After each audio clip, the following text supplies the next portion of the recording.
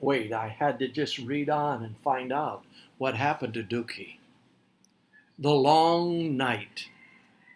The mission lady and Nita, one of the nurses, brought in a tray of food for Big Mo and the doctor as they sat on the stools watching for signs of definite change in the little girl.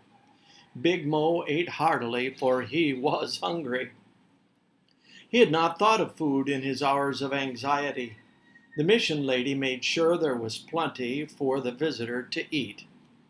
The doctor asked Mo many questions during the night of watching, and the big man in turn asked many questions which the doctor was glad to answer. Mo was getting a far different idea of Christians. He learned that they were good, that they did not cast a spell over you, they believed in the great and powerful God of heaven, the creator of all things. The doctor read from a black book called the Bible, black covered book called the Bible. There were gold letters on the cover, so it must be true, thought Mo. Finally, the doctor closed the book and said, "There are many precious promises in this book for us, if we will accept them. But now you are tired. It has been a long, hard day. Shall we go and rest a little while? The mission lady will watch the little girl while we get some rest." The doctor offered to let Mo sleep on a cot in the next room, but Mo said, "No, thank you. You're very kind, but suppose she should wake up in this strange place and be frightened. Would you permit me to stretch out here on the floor by the bed, just in case she wakes up and needs me?" "Of course, I should have thought of that. I will bring you a blanket," said the physician.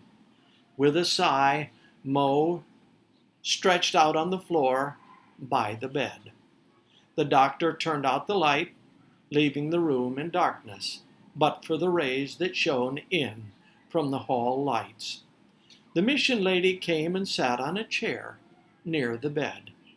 "Everything will be all right," she said softly. "Please, for her sake, try to get some rest. She will need you when she wakes up." Big Mo closed his eyes, and because he was physically tired, he quickly fell asleep.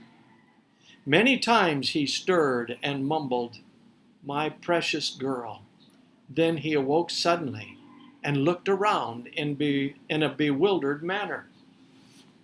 The mission lady was still sitting by the bed. She smiled reassuringly and said, "The girl is going to be all right. We can thank the loving Heavenly Father who does so much for us. Try to get some more sleep.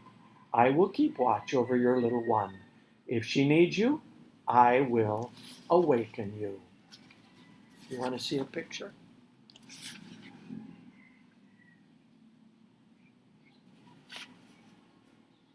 There you go.